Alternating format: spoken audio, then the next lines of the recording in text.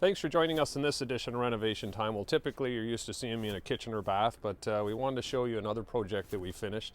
And a lot of people don't realize, but we do a multitude of renovations during the course of the year. And it's typically for a customer that has called us and, we did their kitchen or bath, and then they say, you know what, can you do a deck for me? Can you do a sunroom? Can you do some siding? And we have obviously all the guys that can do that. And it's kind of nice for our staff as well, because it mixes it up and gives them, something different than just doing a kitchen and bath.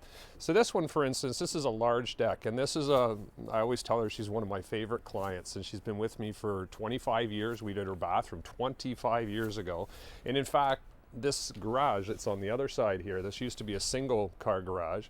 We made it into a double car garage, and I broke my pelvis on this home. I fell off the roof and just missed by inches of hitting my head on the dump trailer.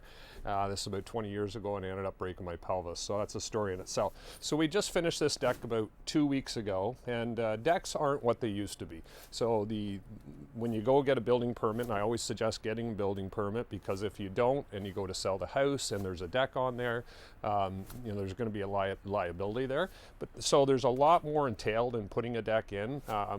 The stipulations and the code has certainly increased, and I think it's a terrific idea. Now this one's very low to the ground, but if you're up 3, 4, 5 feet, you typically want to make sure everything is done perfect, because it could be a liability or it could fall off. So always hire a good professional to do it. So in this one here, for instance, we had to rip this all out. There used to be actually a large tree in here.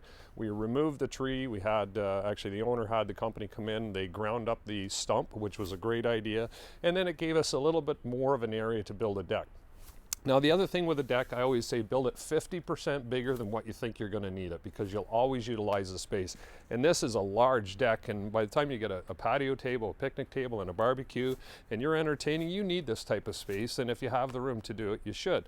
The other things with decks now is they always do a 2x6 handrail. So as you can see, Barry built these all in his actually in his cabinet shop. The railing itself before he installed it, but you can see it as a 2x6 top plate, which is a great idea. 2x2s, which instead of running them just on the outside of the 2x4, they're running the inside and then nailed through. So when we come back next week, we'll come through. I'm going to show you the interlock stonework we did, as well as talk about the actual handrail going down the stairs. Renovation Time is brought to you by Anden Kitchen and Bath Center. Visit their showroom at 1985 Lansdowne Street West, just west of Braley Drive.